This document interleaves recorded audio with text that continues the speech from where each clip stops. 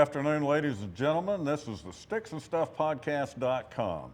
What is the sticksandstuffpodcast.com? Well, it's a weekly podcast, and it features a cigar of the week and a bourbon of the week. And today just happens to be good old Guinness Stout because it's so freaking good with a good cigar.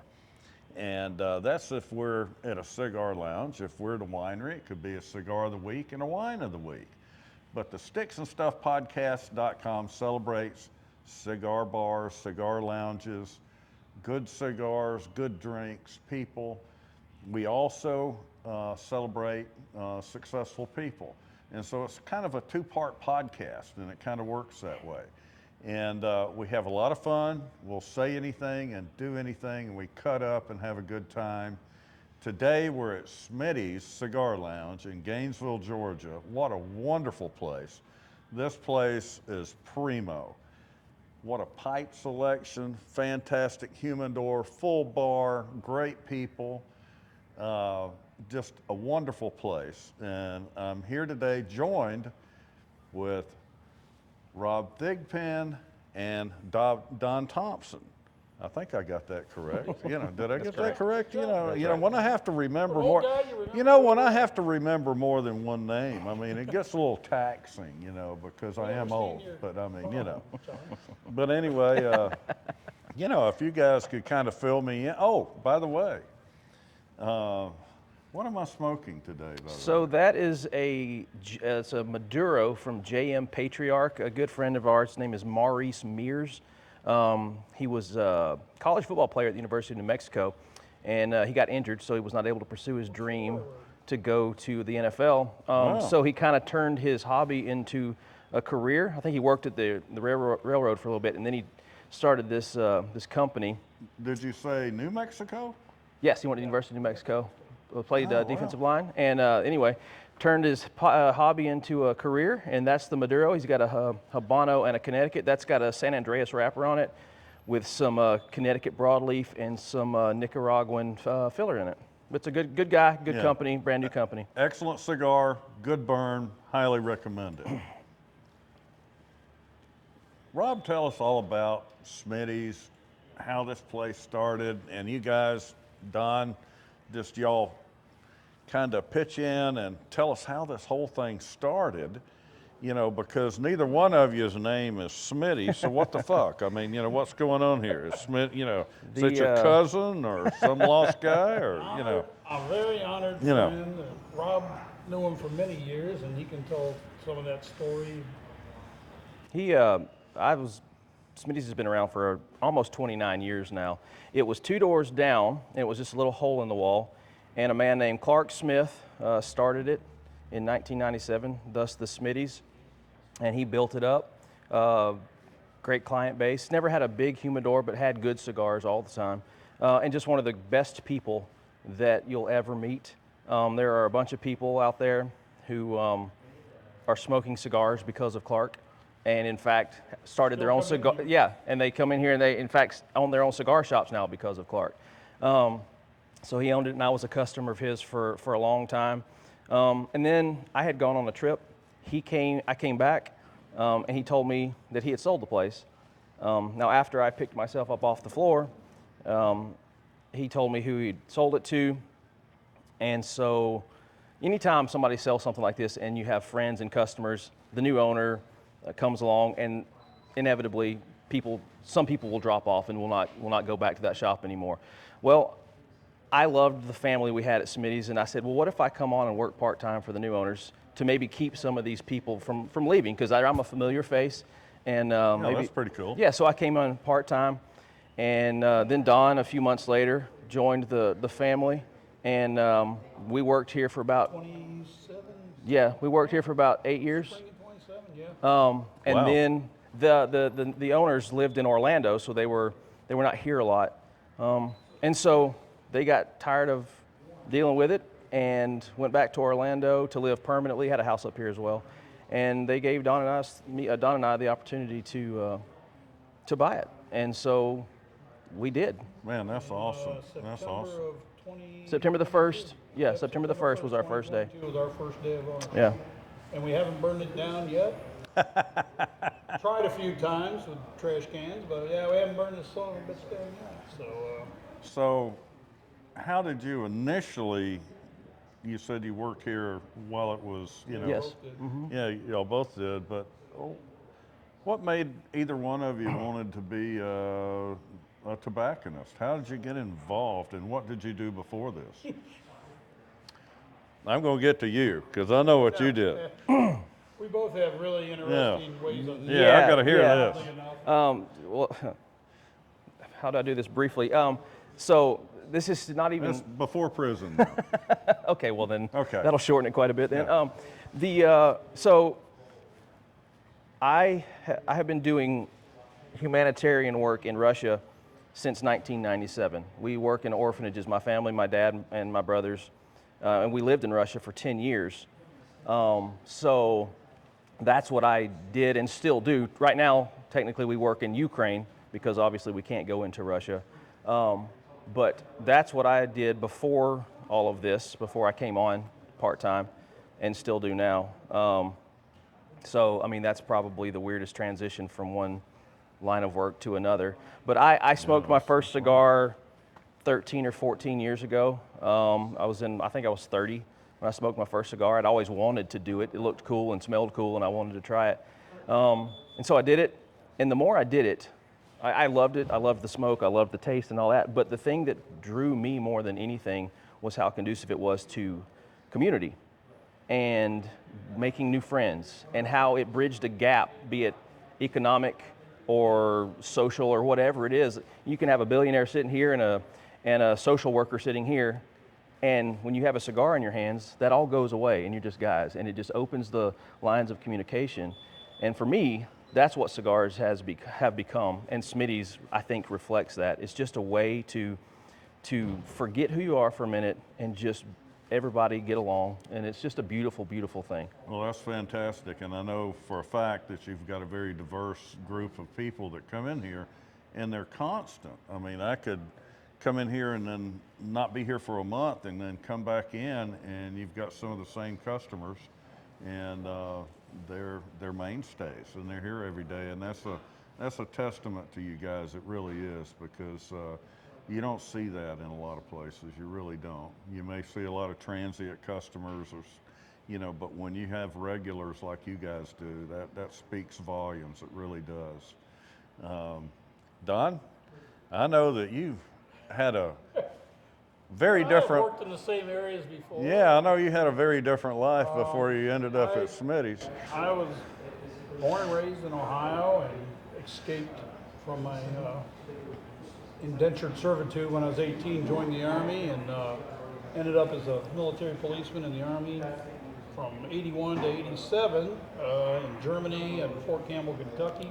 How is being an MP? I've never really talked to anybody that was an MP. I mean, it's just like a lot of different stuff.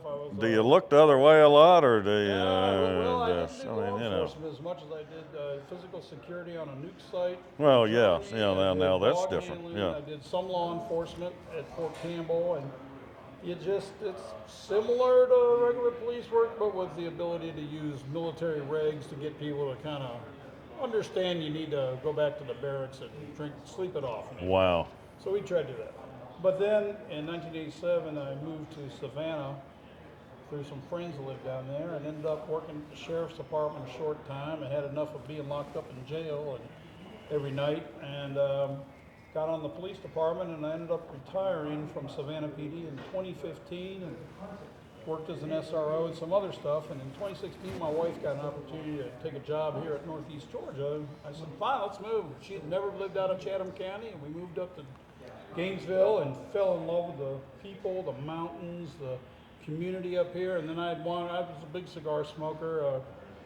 My troops always liked getting me for Christmas because it was easy to buy for, and I even have a guy smoking a cigar tattooed on my leg as a retirement tattoo I got. And then wandered into Smitty's and a couple other places, and I liked Clark, was such a friendly dude. And then I met, a little while later, I came back after he sold it, I was gone, and came in, and Rob and another kid named Cole that we used to work with were sitting there, and I'm thinking, man, who are these two hipsters? And what are they going to talk about? And one of them was talking about their thoughts on the death penalty, and I thought, okay, I can get along with these guys. And we all started kind of smoking, becoming friends like you do at a cigar shop. Like Rob said, it doesn't matter. Yeah. Everybody has a great time and talking, and the owner offered me a job, and we worked for them for 5 years. We managed this place through COVID and kept it going. We never lost a beat, really. Actually had a lot of great people.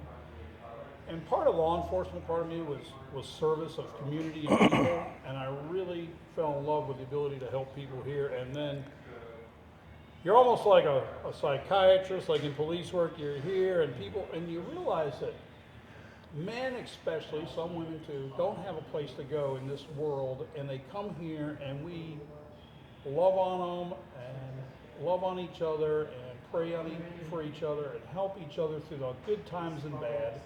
And we've had a lot of both, especially in the last couple of months. Yeah. With friends and family, and we end up going to church together, having parties at our homes together. It becomes more. It's not. Oh, just a store. That's This great. isn't just a store. It's a community. And Rob and I's theory is, the stuff in the humidor is going to happen, and we'll keep this place running as long as we can. But the stuff that happens out here in this room is what matters most. And we have young people, old people, and we all know each other. We, take care of each other. And it's such an odd community of people. Meaning, like Rob said, mixture of people and from different communities, and we all help each other. Some guy's doing a business, and you go, hey, I know another guy that does a business, and maybe you can talk to him. I mean, just yesterday. The first time I came in here, I'm going like, well, where in the hell do I sit? Because you guys have your names on the chairs. Circle of trust. Got your little circle there, and I'm coming in here pitching the podcast, and I'm going like, maybe a chair over here, and maybe. How did you feel when you came in here? Maybe they'll talk to me for a minute. Brought you right in, didn't they? They brought me right in. It was, it was fantastic, and I even got to sit in the circle of honor. So, honestly, it was pretty cool. The friendliest cigar shop in North Georgia by reps, by other people. That makes us so proud that we have that moniker. We're humbled by it. We're so humbled by the people that come here, who graciously, use our place, and it just every day it's so nice. And then I like Rob will tell you, I get up and down constantly. He drives him crazy some days, but I get up. I like to help people. I take care of people and check on them. And if somebody new comes in here, we try to make a big effort to go over and introduce ourselves. Yeah, that's thank awesome. them for being here, and then that's how you get people to come back. Oh yeah, that's you such an important crazy part. door greeter at Walmart. You ever get greeted by anybody? Well, since I'm kind of halfway retired now, I kind of thought about being a greeter at Walmart, but it would probably last all of about 5 minutes. I could see me standing at the door in Walmart, and somebody walks in and says, "What the fuck are you doing in your pajamas? Get the hell out of here!" And that would be the end of my Walmart experience. I can tell you that right now. I mean, what is it with these people that want to wear pajamas in the middle of the daytime? I mean, I don't get it. I really don't. Some people don't have to work as hard as some other people. I don't understand and it. Some people work at home, so I can't really say much to that part. I thought it was interesting. We got to talking. Don and I got to talking, and we were both in Savannah in 2004 during the G8 summit that was held down in Savannah and Sea Island, and that was a pretty neat time. I was there for a month and a half and producing all the events, and then you were on the law enforcement side, so you were probably, had your eyes on people like me. Who is this guy? What's he doing? But it was a very interesting time to have all the leaders of the world. Well, they say the free world, but then, we had, it was cool to Putin was here at that one too, so I mean, it's kind of weird. Actually, I'll tell you one quick thing about that. Apparently word got out to the disruptors that coming to South Georgia may not be a good idea because we may whoop on their asses And we took that. It was the calmest G8 in the history of the G8. Yeah, I mean, there A were, lot of them never showed up, and the ones that did were pretty mild and pretty ridiculous. Saw anarchists playing Duck, Duck, Goose. I thought, well, you got rules. You can't play Like Duck, you do. Duck, Goose. well, it was set up so well, too. Yeah. I mean, you know, the press center was across the rivers from Savannah. Yeah. The little protest area was in a place that Downtown mostly. nobody wanted to be and nobody was at. So what would you be protesting to? I mean, it was really set up real well. So whoever did the overall setup of that, my hats are off to them because, I mean, I'm telling you right now, it We was, had good times. We had a lot Yeah. of hot training in the summertime. You know, it's no, right in the middle not of summer. too cool in Savannah that time of year. So No. we just used the heat to our advantage. And if they wore out and pass out, we'd give them some medical attention. And otherwise, they usually didn't do a whole lot because they weren't used to the heat down there. Yeah, I tell you what, it was an amazing time. It really was. And to spend, you know, on site for, you know, about a month, it was a lot. And I could look out my hotel window down to the street and see a armored Humvee outside my window, and that was just surreal. I mean, it was just crazy. And that was back in 2004. All the Guys, working think, men that scared the heck out of me. I mean, think was about what it creepy. would be now. Yeah, I it mean, was that creepy. was, Downtown looked very different. yeah, that's crazy. Wait a minute. My producer just told me we've got a call coming in. Bob from Alpharetta's on the line. Bob wants to know, why in the hell are you guys not talking about all these drones? Bob, we don't take calls.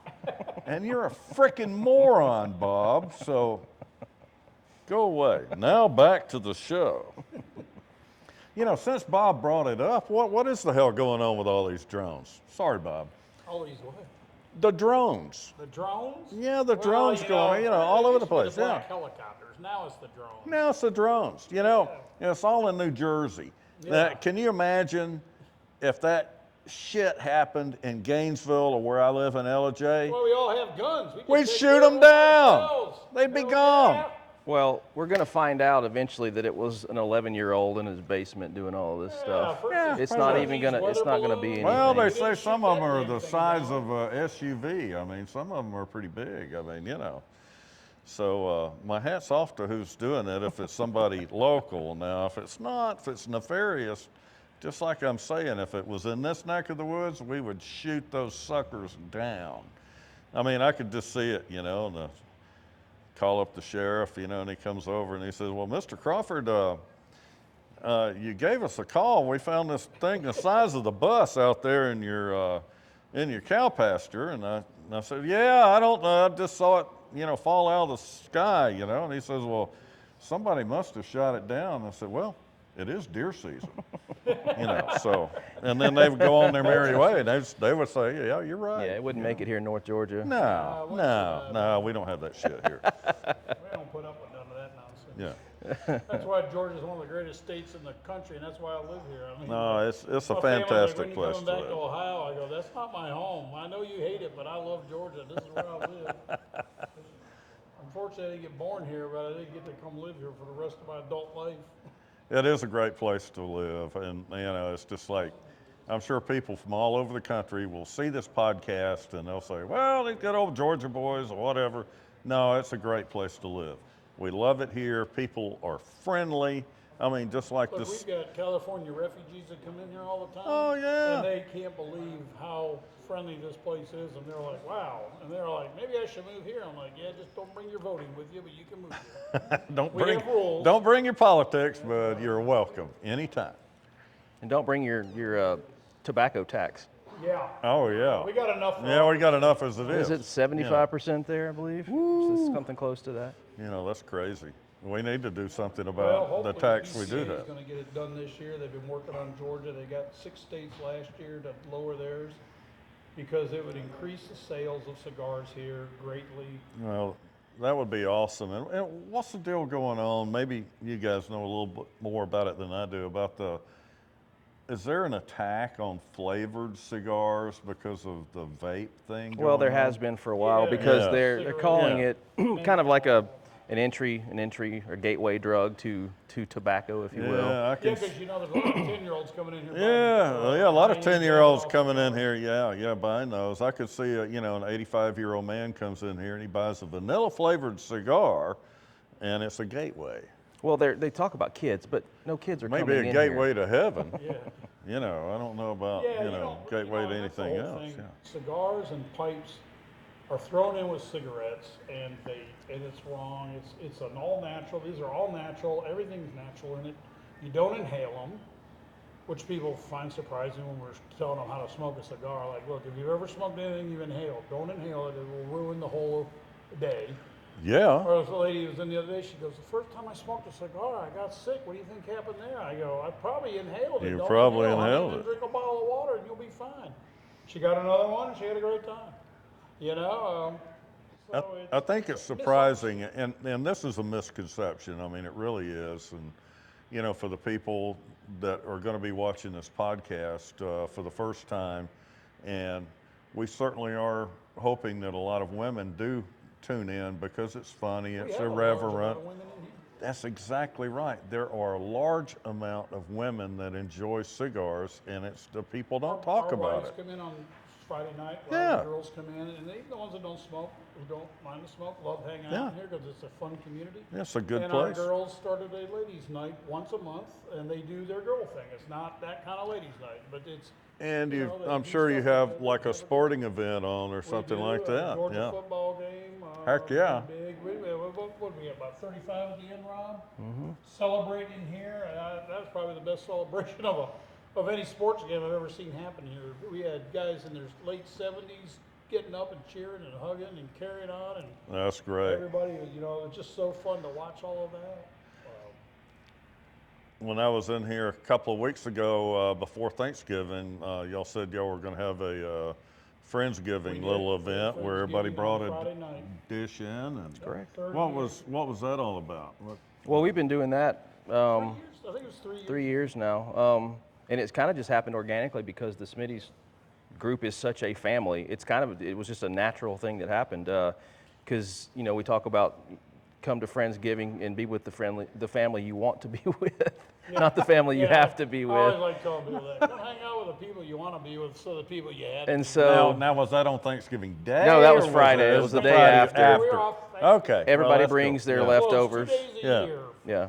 Thanksgiving Day. Yeah, it Christmas reminds Day. me when I was a single guy and young, and going to like Right. the grandmother and the uncles and the blah blah blah, and then you get through a Thanksgiving dinner and you're going like, okay, I need to go find my friends. what the hell do I do now? What bars are open? It's Thanksgiving Day, everything's closed. So that thing's important too. But the day after makes a lot of sense for you guys because you've got such a good following.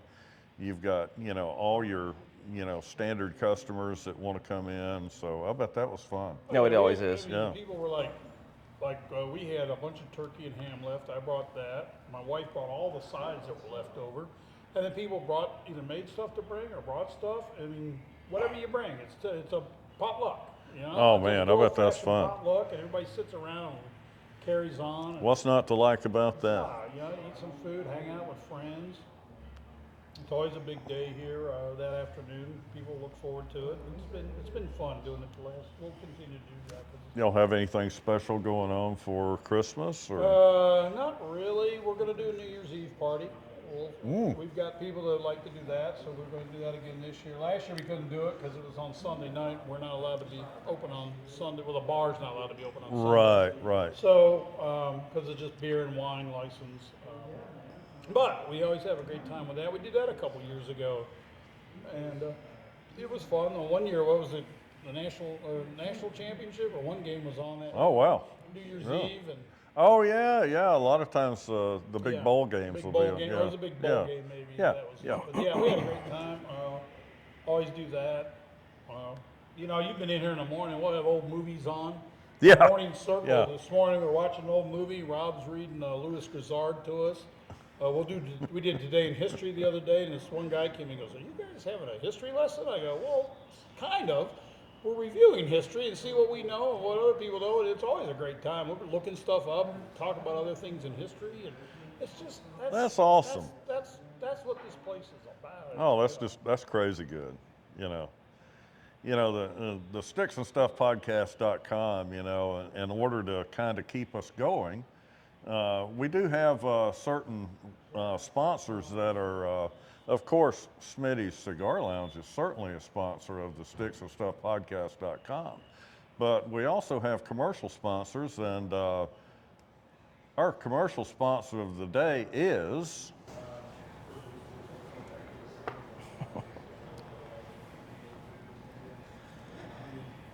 ladies and gentlemen, our commercial sponsor today is a little place down on Boardtown Road called Possum's Emporium. Possum's Emporium's got the very bestest in Western gear and probably 2 blocks around here.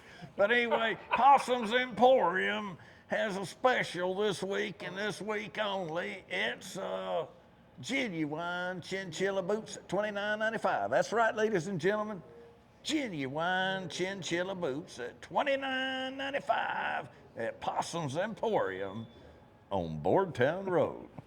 Now back to the show. All right, Tom Crawford again with StixandStuffPodcast.com, and we're back just after a little break after our great commercial sponsor, Possum's Emporium on Boardtown Road. And now we're back, and we're talking with Rob Thigpen and Don Thompson from Smitty's Cigar Lounge in wonderful Gainesville, Georgia.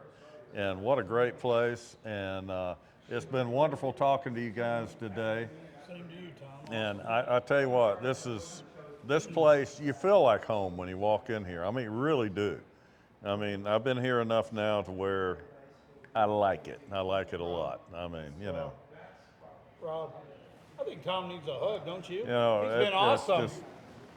Oh, geez, guys. I like this place, but maybe not that much. Was that awkward? Okay, I just wanted to make sure it was awkward. That was a Make very it awkward? Awkward? that was a very awkward moment. But I've been planning this since we started. I was like, we're going in. This place is fun, though. I mean, it's a good place, good people. I mean, you do make your customers feel at home. I mean, it's just freaking awesome. Come see us. And for anybody out there in podcast land that ventures anywhere around Gainesville, Georgia, you've got to come in Smitty's Cigar Lounge. Yeah, it's not that far. And Gainesville's got everything in the world going for it with the lake and, everything here. It's where people want to be, I can tell you that. They don't want to be in downtown Atlanta, they want to be up here. And if they are here, they want to come to Smitty's Cigar Lounge, I can tell you that right now. It's just a great place and wonderful place. Rob, can you tell us a little bit about how people can contact Smitty's Cigar Lounge and all your social media and all that good stuff? Yes, sir. We are on Instagram and Facebook at Smitty's Cigar Lounge. I try to post twice a day. Every morning I'll post what Don and I are smoking, opening the day with. It's also a good way to let you know what we've got in our humidor, and that also goes to Facebook. People ask me that all the time. They say, what are you smoking? Yeah. I'm not sure it's about cigars, but anyway, I understand. Well, we don't have any of that stuff here. Oh, okay. So you could probably get some a couple doors down, though. I have the Sagrado Anniversario 2023 from Sagrado Cigars, great little boutique shop. Oh, that's fell in awesome. love with. And Rob, We've got a West Tampa tobacco. Our good friend Ricky Rodriguez, who used to be the master blender for CAO, opened his own cigar company. This is the West Tampa Red in Lancero. We'll usually post that in the mornings, and then I'll do something in the afternoon, maybe new stock that has come in, or maybe something just humorous, something that happens that's funny in the day or in the life of a cigar shop owner. Some of the dumb questions we get asked what do you are. call the cigar shop when I get the pictures and you post them? What do you call that? Our infamous people of Smitty's or something. Oh, and then sometimes I'll just post a picture of I call it the faces of Smitty's, just some of our customers, a kind of a candid shot, and then I'll write a paragraph about them. About 25% of what I write is true. The rest of it is is absurd. But I tell you what, there's been a bunch of people who've walked in here and asked if that stuff was true. We had one gentleman, he comes in there all the time. His name is Kyle, and he's one of our best customers, dear friend. And I wrote a little biography about him, and I said that he had been a backup singer for Madonna in the early 2000s, and people bought it, man. They walked up to him and said, I had no idea. First, I didn't know you could sing, and secondly, I had no idea that you sang with Madonna. He may have been a pimp. It was good. I appreciated the fact that my writing was believable. Anyway, so we have a lot of fun with that, and so you can check that out at Smitty Cigar Lounge on both of those. So what's the website again? Our website is smittycigarlounge.com. Now can you get to the little clips Yes. from there? Yes.